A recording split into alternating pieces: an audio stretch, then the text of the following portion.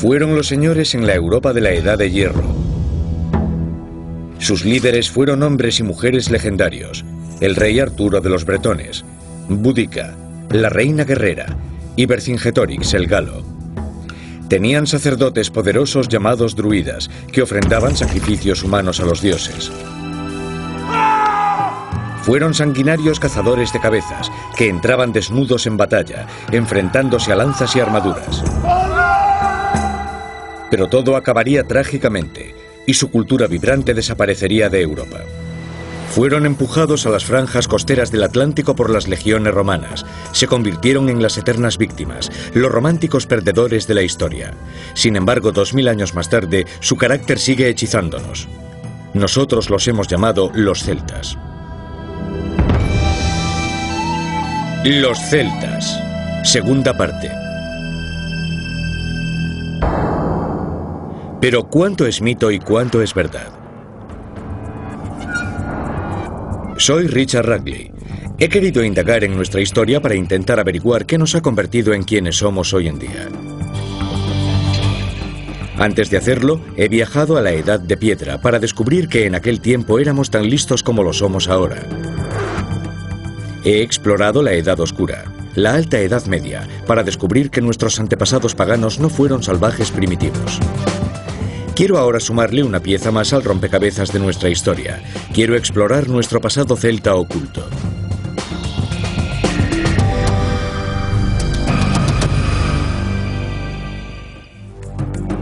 Emprendí un viaje con el fin de descubrir y sacar a la luz a los antiguos celtas, una fábrica de mitos de 2000 años.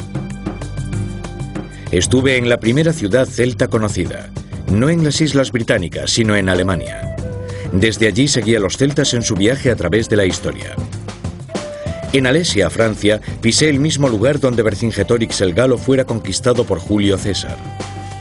Su derrota sellaría el fin del mundo celta. O tal vez no.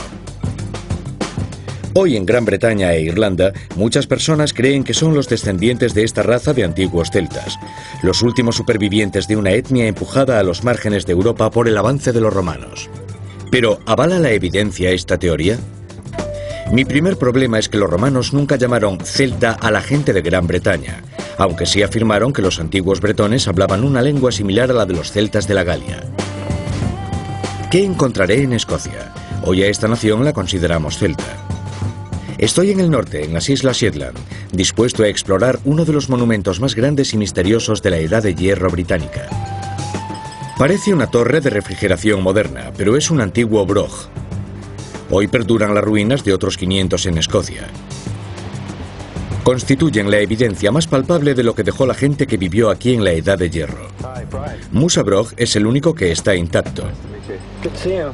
Impresionante, ¿verdad? Es el brog mejor conservado del mundo. Para nuestras islas Shetland, es el equivalente de la Gran Muralla China. Es nuestro monumento arqueológico más extraordinario. Esta impresionante torre de piedra supera los 13 metros de altura y fue construida sin un solo gramo de mortero. Es una construcción de piedra seca. Lleva aquí 2000 años a pesar de tener que soportar durante todo este tiempo los fortísimos temporales. ¿Qué función tenían los brog?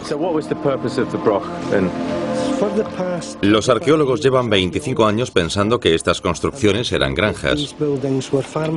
No creo ni una sola palabra. Esto es una fortificación.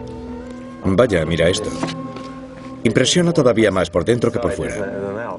Sí. Vaya. Este brog seguramente estaba acabado y amueblado con madera por dentro.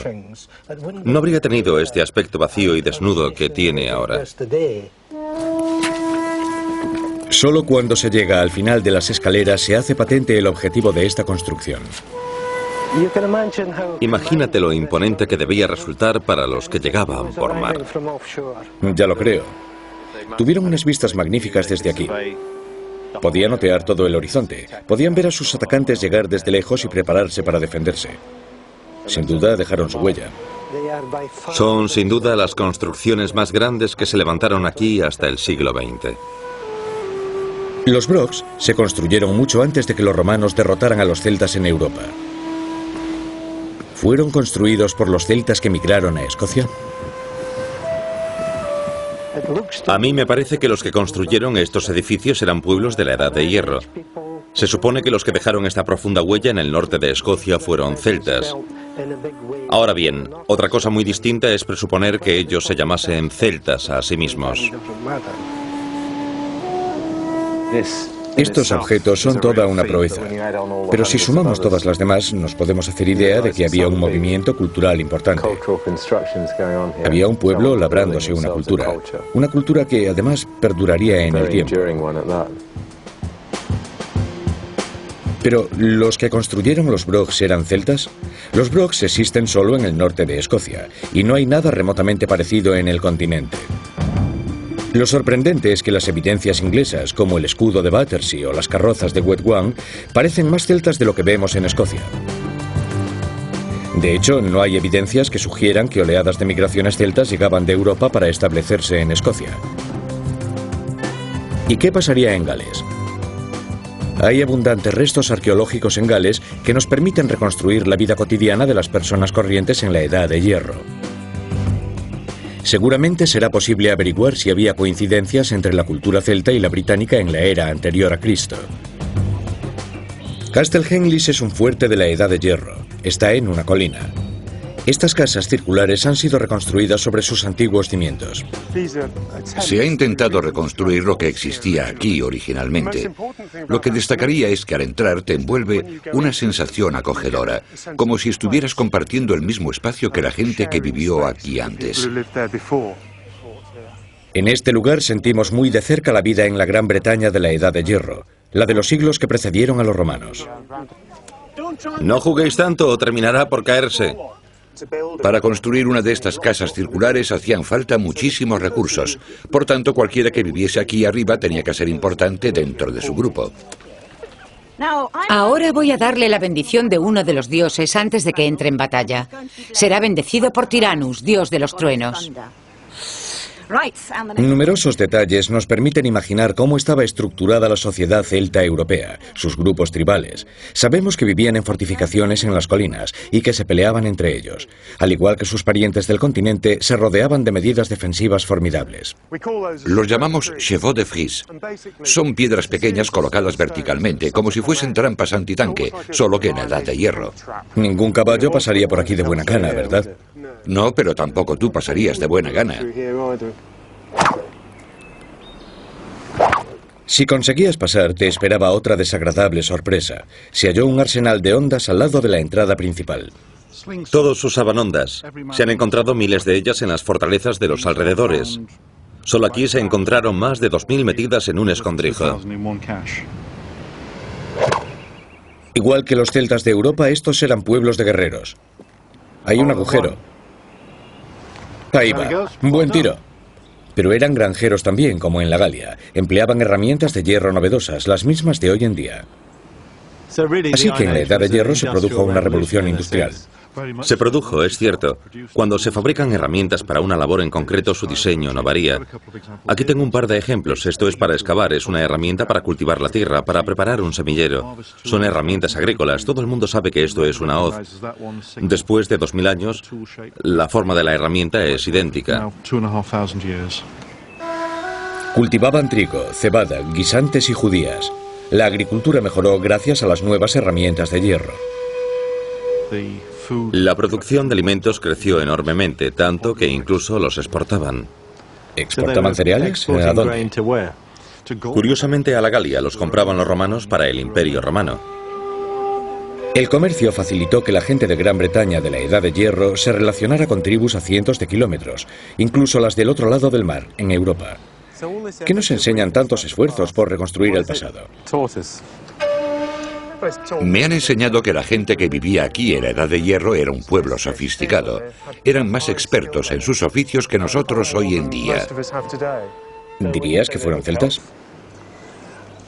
No lo diría porque creo que las personas que vivían aquí nunca habían oído el vocablo celta. Las fuentes romanas sugieren que la tribu de esta zona se llamaba Demetae. Pero como hay tantas fortificaciones tan próximas entre sí, lo más seguro es que no tuvieran un dirigente. De modo que estaríamos hablando de una sociedad basada en sus clanes y no de tribus establecidas. Sí, creo que sí. ¿Es correcto llamar celta a la gente que habitaba Gran Bretaña antes de Cristo? No he encontrado evidencias de que se produjeran oleadas de migraciones celtas de Europa a Gran Bretaña. Lo que sí he encontrado en las Islas Británicas es una cultura que guarda muchas similitudes con la cultura celta que descubrí en el continente. Hay otra cosa que conecta a Gales con la cultura celta europea. Me siento celta porque soy galés. Pero no creo que lo celta tenga que derivarse necesariamente de la Edad de Hierro. Si tuvieses que encontrar algún parentesco entre la población galesa de la actualidad y la Edad de Hierro, dirías que la clave está en su idioma. Hoy, 2 millones de personas en Gran Bretaña e Irlanda hablan una lengua celta, y los más numerosos son los galeses. Si escuchamos atentamente, ¿oiremos los ecos distantes de las voces británicas de hace 2000 años? Estoy visitando Aberystwyth para averiguar si la lengua galesa me puede ayudar a establecer una conexión más fuerte entre la gente de las Islas Británicas y los celtas europeos. Richard, este es un mapa contemporáneo al período romano. Son los nombres tribales y los topónimos de Europa. Aquí están los Siceni y aquí Boudica. ¿Boudica? Sí, por aquí están los de Metae. ¿Y Castle Henleys? Sí, Castle Henleys está allí. Arriba en el norte tenemos a los Cornboni. Es un saliente o cuerno de tierra y Corn es cuerno en galés. Por supuesto ocurre otro tanto con Cornualles, que se ubica en otro cuerno de tierra. Antes de que llegaran los romanos había muchas tribus diferentes en Gran Bretaña, pero se hablaba una lengua común, desde los constructores de los Brog en Escocia hasta los pueblos de Cornualles. Se hablaba un solo idioma, con algunas variantes en toda Gran Bretaña, pero llegaba hasta Francia también. Fíjate cómo algunos de los nombres tribales son recurrentes. Por ejemplo, tienes los Atrebates por allí en alguna parte. Sí, están aquí, sí. Eso es. Luego aquí arriba, en Yorkshire, tenemos a los Parisi. Bien, allí es donde está el enterramiento de la carroza de Wetwan. Correcto, es exactamente el mismo nombre que los Parisi cerca de París. Ahora bien, algunos nombres pueden ser iguales, pero no tienen por qué denominar a la misma gente. En cambio, en el caso de los Parisi, ambos grupos practicaban entierros con carrozas. Por tanto, quizá fuesen los mismos. Las lenguas celtas en el continente fueron desapareciendo con la invasión romana, pero sobreviven fragmentos del galo antiguo. ¿Es posible hallar una conexión si los comparamos con la lengua galesa? Tenemos aquí algunas palabras en galo a este lado. Es el antiguo idioma celta de Francia. Y aquí tenemos algunas palabras en galés moderno que coinciden. De este modo comprobamos una conexión entre ambas lenguas. Mat significa bueno o afortunado. Y Mat reaparece en el galés más tardío como Mad. Varía ligeramente, pero está reconocida como la misma palabra y significa afortunado. Aquí tenemos otra palabra gala, catus, que significa batalla. Reaparece en el galés moderno como cad. Así que a través del galés y el gaélico y los escasos supervivientes de las lenguas célticas, ¿percibimos los últimos vestigios de una corriente que en otros tiempos se extendía por toda Europa? Creo que sí, basándonos en la lengua que estaba extendida con algunas variantes, por supuesto, desde Portugal hasta el Mar Negro, llegando incluso a Turquía. Pero ha sobrevivido solo en la franja atlántica. Sorprende que los pueblos de las Islas Británicas hablasen una lengua que estaba vigente por toda Europa. No obstante, hay pocos datos de una migración de tribus celtas hacia Gran Bretaña e Irlanda desde el continente. Sin embargo, está claro que los pueblos de las Islas Británicas compartían la misma lengua y cultura con los celtas del continente. Según esta definición, se podría llamar celtas a los pueblos de Gran Bretaña e Irlanda en la Edad de Hierro. En el año 43 después de Cristo, 100 años después de que aplastaran a los celtas en el continente europeo, los romanos invadieron Gran Bretaña. ¿Cómo reaccionaron las numerosas tribus británicas ante el impacto de la invasión romana? ¿Empujaron las legiones romanas a las tribus celtas de Gran Bretaña a las franjas atlánticas, donde se convertirían en los románticos perdedores de la historia?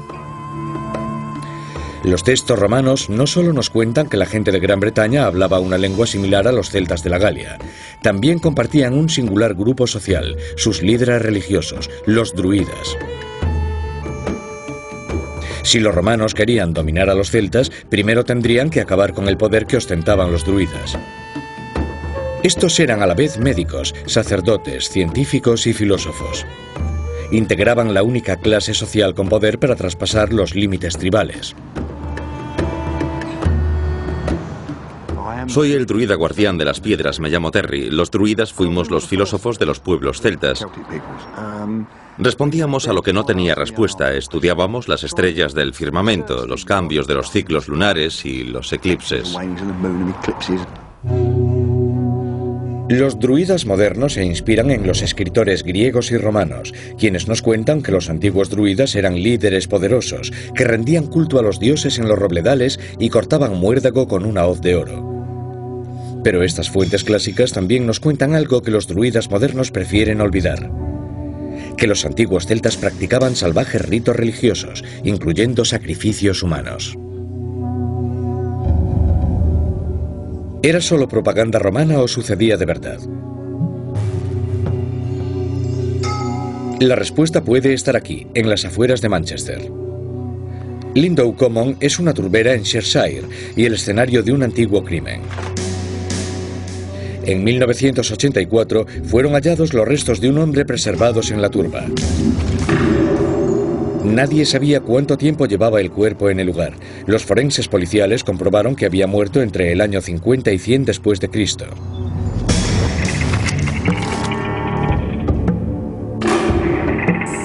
Era evidente que había sido brutalmente asesinado. Pero la naturaleza de sus heridas llevó a los arqueólogos a pensar en la participación de druidas en un sacrificio ritual.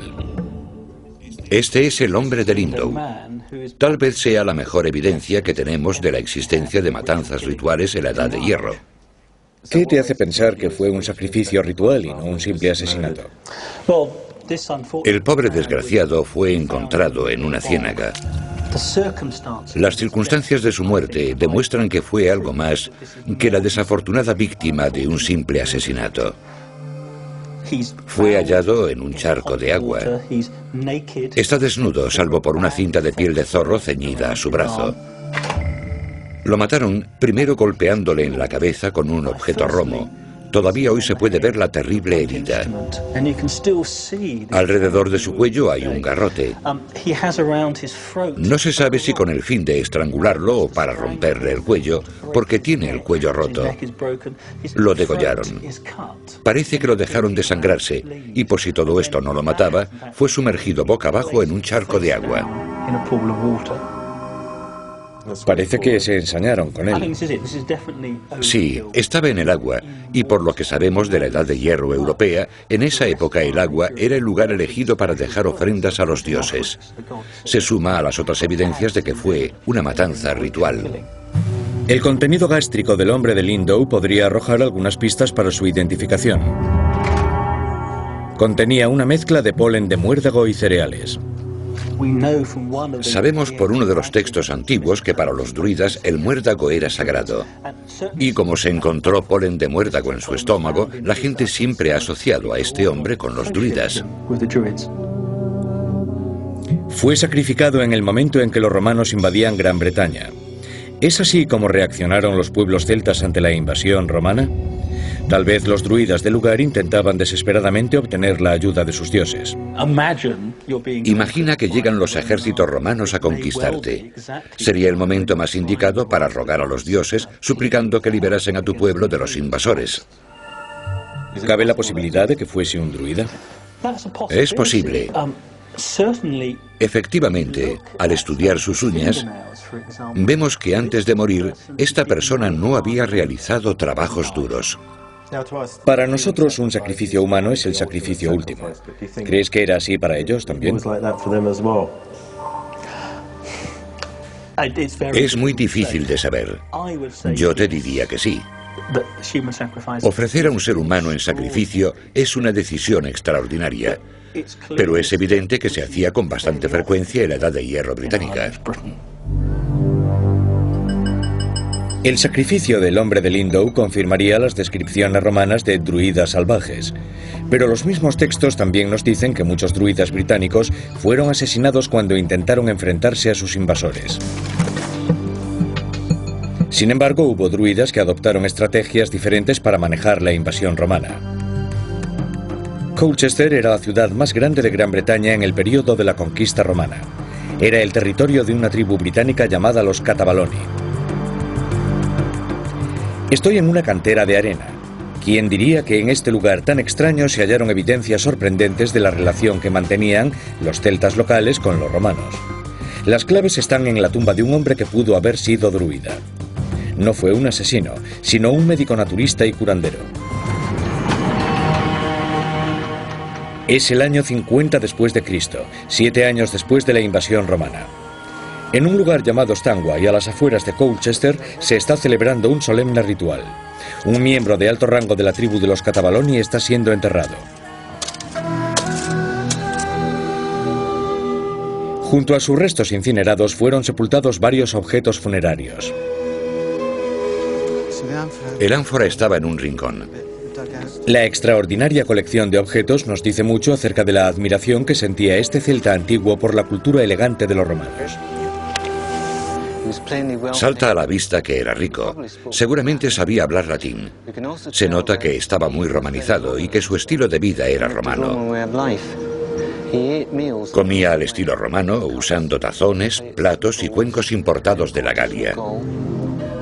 Pero era celta. Seguramente era británico, pero es posible que fuese de la Galia. Por ejemplo, este cuenco con colador no es la clase de objeto que encontramos en el Mediterráneo, pero sí en el norte de Gran Bretaña e Irlanda. Así que era un objeto suyo y típicamente británico. Los restos de Artemisa que se hallaron en este colador demuestran que empleaba hierbas medicinales, muy importantes en la ciencia de los druidas. Vamos a dejar que repose. ¿Qué son todas estas cosas que hay en la tumba? Cuéntanos algo sobre esto. Lo primero que nos dicen es que el muerto era médico, un curandero. Estamos seguros de ello porque hay instrumental quirúrgico. Son los únicos instrumentos quirúrgicos auténticos hallados en Gran Bretaña. Es un extraordinario juego de instrumentos de medicina, y no son romanos, sino británicos. Con ellos era posible operar huesos e incluso practicar operaciones oculares. Pero este hombre era mucho más que un médico. Probablemente era vidente porque tenía estas varas. Varas. ¿Y para qué servían? Había 8 iguales, y pensamos que las empleaba para la videncia. Es parecido a predecir el futuro, aunque no lo mismo. Era como interpretar las hojas de té en una taza. ¿Es posible que sea el sepulcro de un druida? Sí, es posible que fuera druida, pero no lo podemos asegurar. Sabemos que practicaba la medicina, y sabemos que se comunicaba con los dioses, porque para eso servían las varas. Pero tanto como asegurar que era druida, eso no, pero es posible que lo fuera. La tumba del médico druida de Colchester me dice mucho acerca de los celtas británicos. No todos fueron empujados a las costas por los romanos. Probablemente la mayoría se quedó donde estaba y se romanizaron. No pensarás que voy a beberme esto. Sí, te sentará bien. Salud. Salud.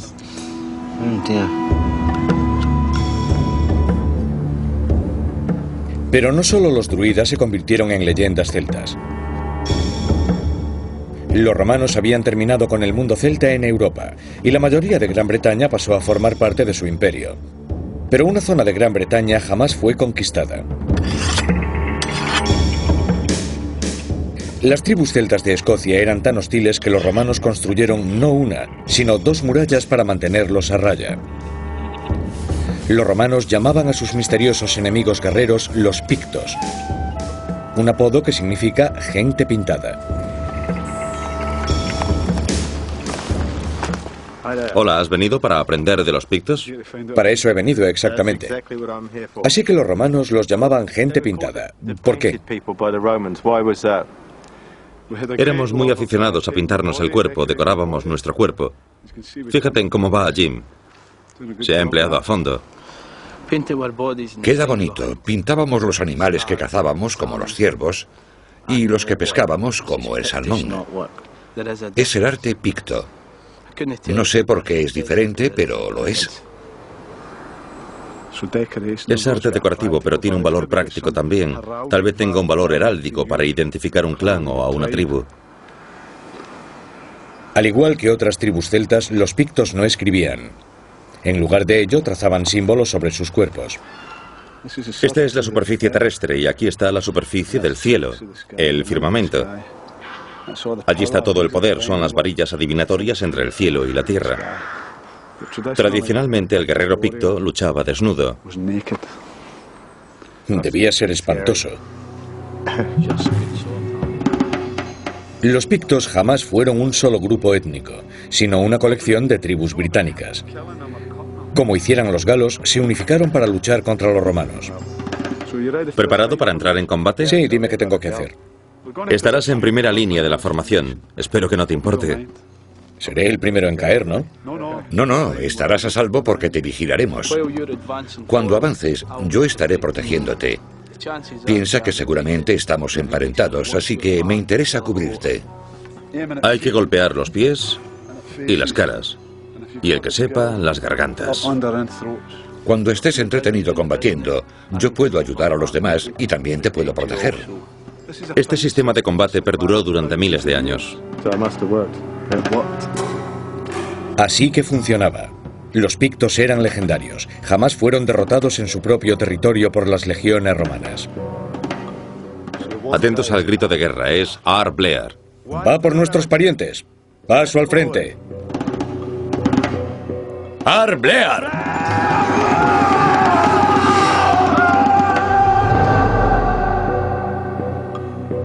Los pictos eran guerreros, pero tenían otra faceta que los romanos nunca mencionaron.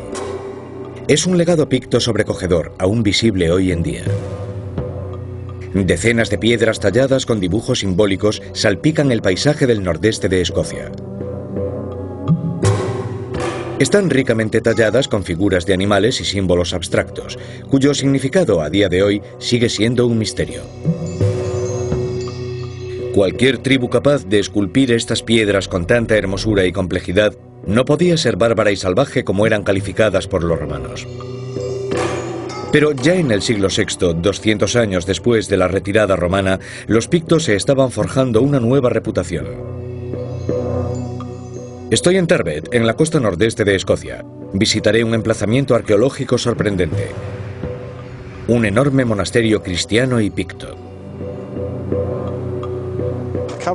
Ven a ver lo que acabamos de descubrir, Richard. Fíjate en lo que hemos encontrado. Es celta. Es de nuestro monasterio celta. Le llamas celta, pero tenía entendido que en este sitio vivía otra gente, los pictos. Los pictos, claro. Estamos en medio del territorio picto. Un picto es sencillamente un británico que vive en Escocia, en la parte oriental de Escocia. Los romanos los llaman pictos, los pintados, porque llevaban tatuajes. Es picto, británico y celta. Su identidad tiene muchos niveles. De la misma forma, yo podría identificarme como londinense, sureño, británico y europeo. Sin embargo, él tenía un nuevo nivel. Había abrazado la nueva fe cristiana. Son las ruinas de nuestro monasterio celta. Iglesia, cementerio, allí grandes monumentos de piedra, aquí los talleres a ambos lados de la carretera. Luego el molino, la granja, es como una ciudad pequeña. Muchas de las tribus paganas británicas adoptaron la religión nueva con entusiasmo. Los pictos usaron sus conocimientos de la escultura para expresar el mensaje cristiano. Esta talla procede de un monumento. Representa a un visionario celta. Fíjate en sus ojos. Esta persona ve más allá de nuestro mundo. ¿Han sabido representarlo tan mágicamente con estos ojos? Es absolutamente asombroso. Tarbet era mucho más que un lugar para la oración y la devoción. Aquí están las herramientas para hacer manuscritos cristianos. ¿Qué es esto? Este es nuestro mejor hallazgo hasta la fecha. Es una piedrecita cubierta con pintura. Fíjate, hay lunares por una cara y en la otra una cruz pequeña. Son objetos que llevaban los pictos. Tal vez sean amuletos o pequeños talismanes, piedras de la suerte. Pero la semana pasada también encontramos un pequeño stylus de hueso. Ello significa que esta gente sabía escribir. Se había acabado el analfabetismo para los pictos. Sabemos que eran capaces de escribir y que escribían libros evangélicos aquí, en el nordeste de Escocia, en los siglos VII y VIII. Aproximadamente, claro. Los artistas pictos dejaron constancia de su nueva fe con tinta y cincel. Sus extraordinarias piedras verticales combinaban su herencia pagana con el simbolismo cristiano.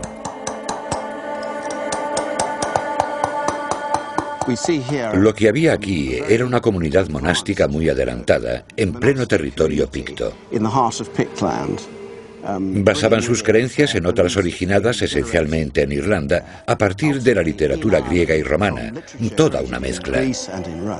Hay que entender que estos no fueron bárbaros, sino personas muy preparadas. Eran artistas magistrales, eran intelectuales. Son personas de una civilización muy avanzada. El mayor legado que nos han dejado los pictos son sus misteriosas piedras verticales. Hola, Barry. Muchas están deterioradas tras soportar el clima escocés durante cientos de años. Ahora quiero ver cómo habrían sido recién salidas de las manos del cantero.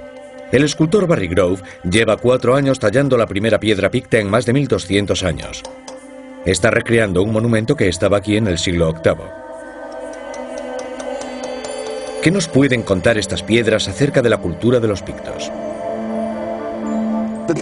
Es fácil adivinar que dominaban el lenguaje simbólico.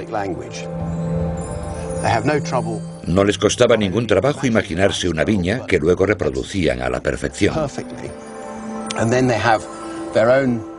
También tenían sus propios símbolos que representaban con bello arte celta, que es precisamente lo que distingue la escultura picta de todas las demás.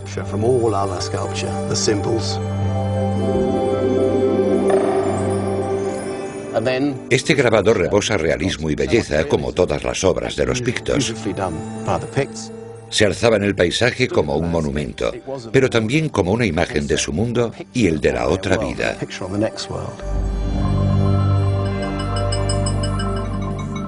Los pictos estaban lejos de ser salvajes pintados, como una vez fueron llamados. De hecho, eran muy hábiles e inteligentes, y habían abrazado una fe importante. ¿De dónde procedía su cristianismo?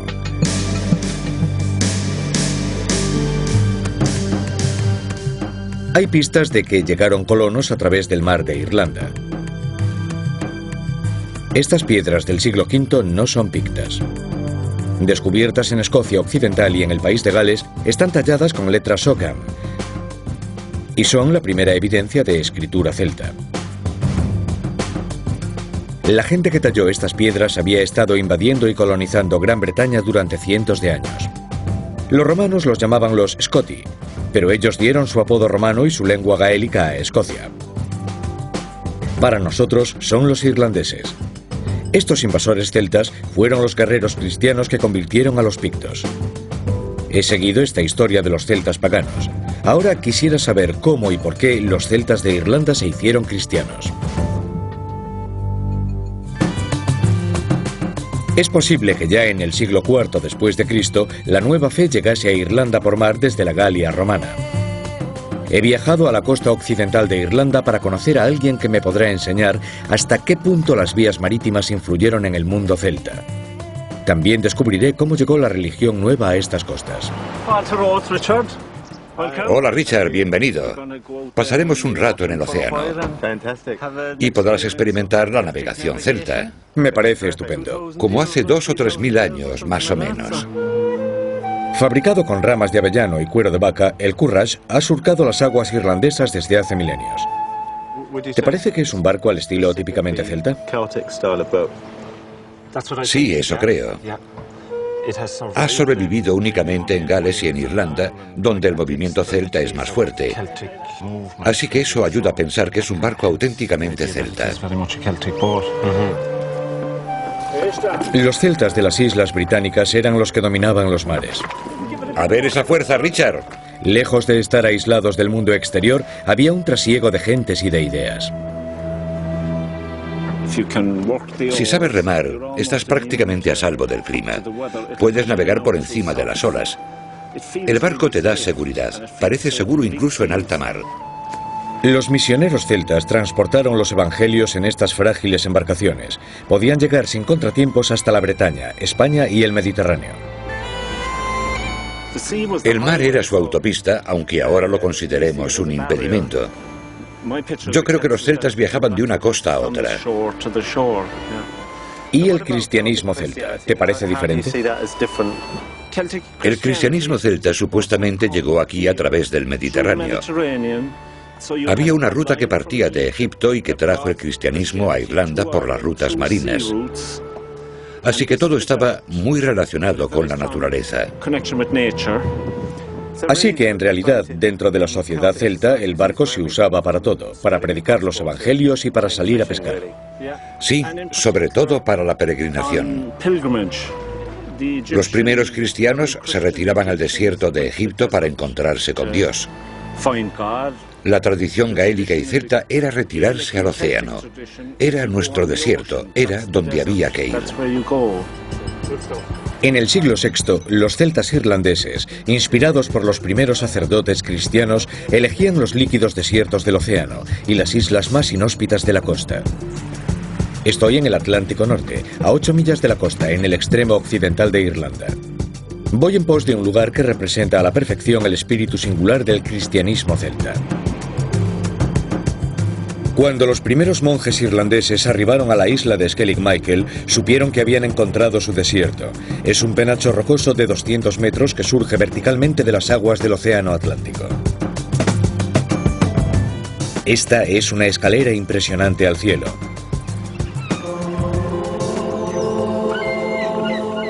Construido en el año 600 después de Cristo, el pequeño monasterio de Skellig Michael se aferra a las rocas como una lapa. Estas cabañas en forma de colmena se convirtieron en el hogar permanente para una comunidad sagrada de monjes irlandeses. ¿Por qué eligieron este sitio? ¿No queda un poco a desmano? Parece ser que en aquella época la gente buscaba vivir en lugares aislados, llevar una vida monástica, similar a la que vivieron los patriarcas en el desierto de Egipto. Era como su desierto, en cierta manera. Por supuesto, seguramente pensaban que con ello llevaban la palabra de Cristo hasta los mismos confines del mundo. La simple supervivencia en este lugar era toda una proeza. Esta pudo haber sido la celda comunitaria donde los monjes guisaban y comían. Estos monjes celtas eran autosuficientes. La contemplación espiritual no estaba reñida con sus necesidades básicas. Y aquí tenemos uno de los aposentos más importantes y prácticos del monasterio, por su utilidad, el necessarium, que era... ¿Para qué era? Bueno, venía a ser el retrete de los monjes y, claro, seguramente era el sitio más práctico, porque es el único lugar donde casi no hay corrientes. Esta tradición irlandesa es única, porque consigue reagrupar el mensaje cristiano con el legado pagano de los druidas y de los guerreros. La batalla no se libraba contra un enemigo tribal, sino contra el enemigo interior, quien podía ser derrotado enfrentándose a las condiciones más extremas. ¿Cómo empezó todo esto? Desde tierra firme los monjes divisarían la isla y pensarían, ese tiene que ser un lugar duro y difícil para sobrevivir. ¿Se trataba de hacer eso? Tal vez sus ideas fuesen un poco más románticas y entusiastas. Ciertamente había una faceta de penitencia. Además, es interesante resaltar que los druidas precristianos también se retiraban a entornos solitarios, así que podrían ser comportamientos heredados. ¿Quieres decir que podría existir una continuidad entre los druidas que se aislaban en la naturaleza y los monjes que hacían lo mismo al venir a estos sitios? Las semejanzas saltan a la vista. Los druidas no poseían un lenguaje escrito, pero seguramente hablaban latín y griego. Sus herederos cristianos copiaron y por tanto preservaron los textos antiguos y la Biblia, que de otro modo peligraban durante el caos que sucedió a la caída de Roma. Navegando por alta mar dentro de sus curraghs, los misioneros irlandeses llevaron la versión celta del cristianismo al noroeste europeo. En el año 563, San Columbiano se echó al mar a la deriva desde su Irlanda natal, en una barca sin remos ni velas. Se encomendó a la voluntad divina y a merced de las fuerzas caprichosas del mar dejó que las aguas lo arrastrasen. Arribó en el lugar que habría de convertirse en eje del cristianismo celta, la isla de Iona. La isla de Iona era un lugar sagrado durante los tiempos paganos. Antes de la época de San Columbiano existía una escuela de druidas en la isla. He viajado a Iona, una encrucijada cultural en las Islas Británicas. Aquí fue donde se creó el icono más perdurable del mundo celta. El libro de Kells es el libro de los evangelios cristianos. Página tras página son una explosión de luminosidad y ricos decorados. Probablemente sea la expresión más impactante del arte que llamamos celta. Pero para mí es más que eso. Sus hojas reagrupan muchas tradiciones. El paganismo picto, el cristianismo irlandés, el escocés.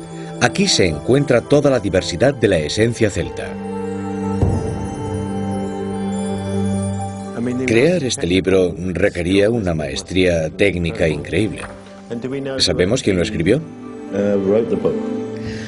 No lo sabemos. Los libros de este periodo rara vez dicen dónde, cuándo y quién. Trabajaba un equipo de al menos 8 artistas y escribas, y probablemente hubiera hasta 12.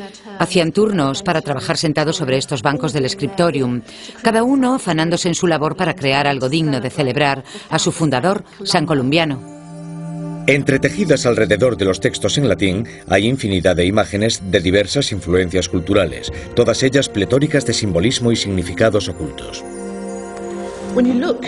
Cuando miras la mezcla de ornamentos y símbolos que contiene el libro de Kells, empiezas a vislumbrar cómo cobra vida un mundo increíblemente complejo.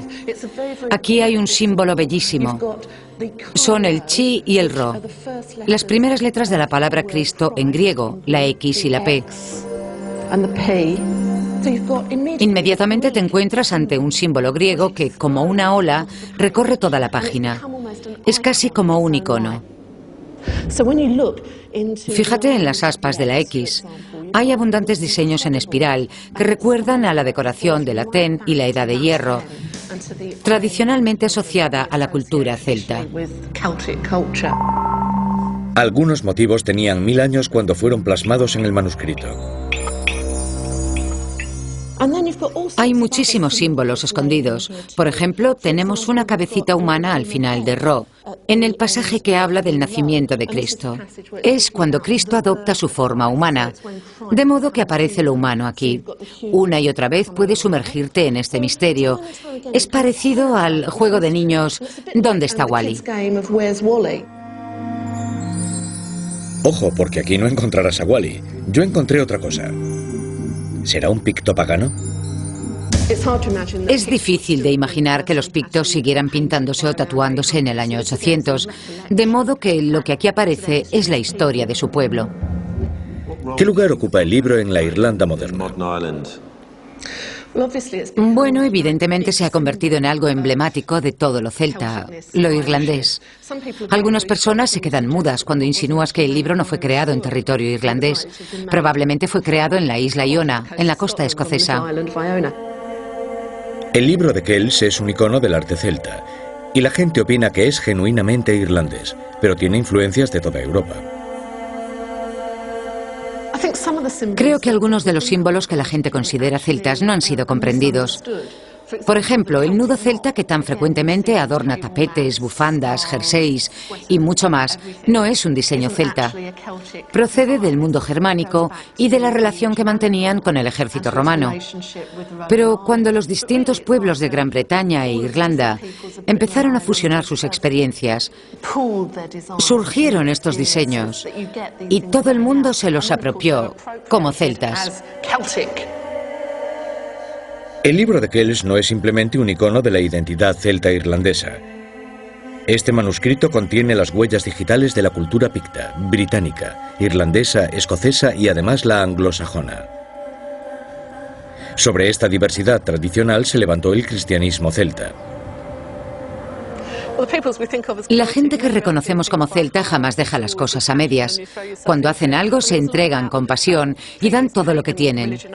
Gran parte de la religión pagana se entrelazó con la cristiana. Por ejemplo, la idea del agua como fuente de vida y renacimiento llevaría directamente al bautismo. Los héroes, quienes sacrificarían todo por su pueblo, resultaban muy atractivos como dioses o guerreros en la mitología pagana. Gracias a esto, con frecuencia, la transición resultó fácil. Así es fácil imaginarse a los druidas convirtiéndose de la noche a la mañana en fundadores monásticos o miembros de comunidades cristianas. Hay tantos lazos entre el paganismo y el cristianismo que no es sorprendente que el icono celta de Irlanda sea una cruz. El cristianismo supuso una dulce transición y no una separación con el pasado. Los herederos de los druidas antiguos, los monjes irlandeses, trabajaban en monasterios aislados transcribiendo manuscritos a mano. El mundo celta, largamente despreciado por griegos y romanos, conservó la sabiduría del mundo clásico y lo exportaron de vuelta a Europa de la mano de misioneros cristianos. La iglesia celta iba a ser el vínculo entre las edades oscuras y el mundo medieval que le sucedería.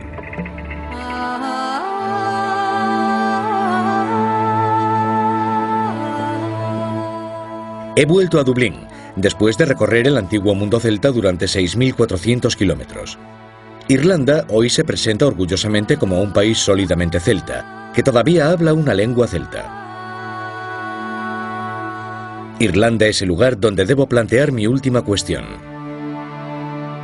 ¿Qué hace que alguien sea celta? ¿Es su cultura, su idioma o su sangre? No hay mejor sitio para buscar la respuesta que Dublín, el guardián de algunos de los mayores tesoros del mundo celta. Son el legado de una cultura de más de 2000 años. Nunca he visto nada como este barco.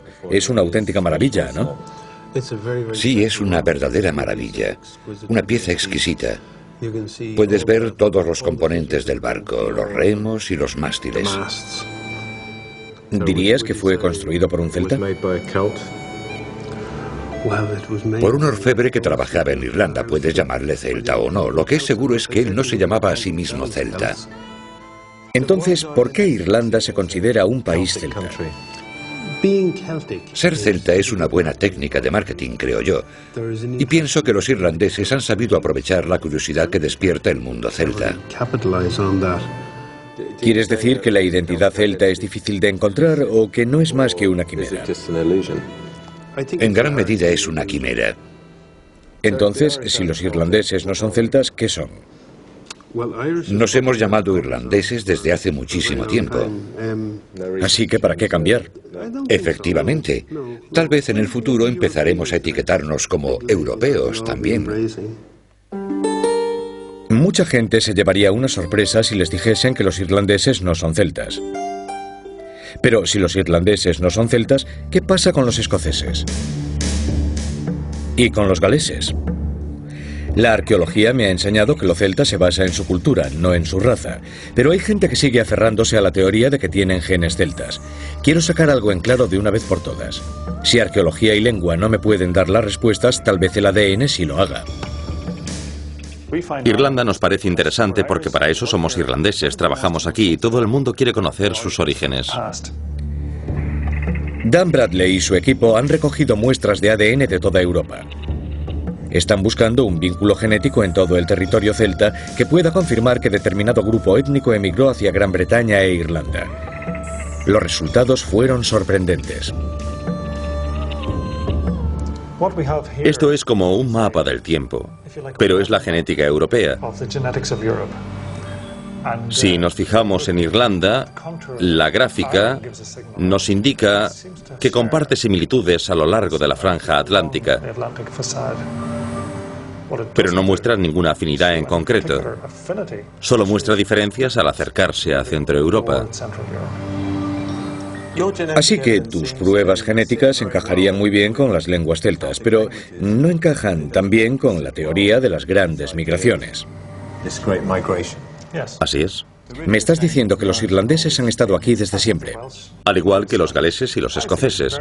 Opino que es bastante creíble que la población de esta isla no haya cambiado desde que comenzara la agricultura hace unos 6.000 años.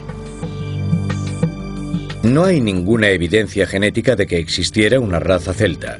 La cultura extendida que llamamos celta no está basada en una etnia, y sin embargo sí hay un vínculo lingüístico con Europa. Las lenguas celtas deben de ser mucho más antiguas que la cultura celta de la Edad de Hierro, miles de años más. Mucho antes de que los griegos acuñaran el vocablo celta. ¿Quiénes fueron los celtas? Una cosa tengo clara, no fueron una raza de inmigrantes de la Edad de Hierro. Jamás existió un imperio celta europeo, ni un grupo étnico que se llamase celta a sí mismo. El vocablo celta es muy cómodo para nombrar a las numerosas tribus europeas, pero oscurece la brillante diversidad de muchos pueblos de la Edad de Hierro.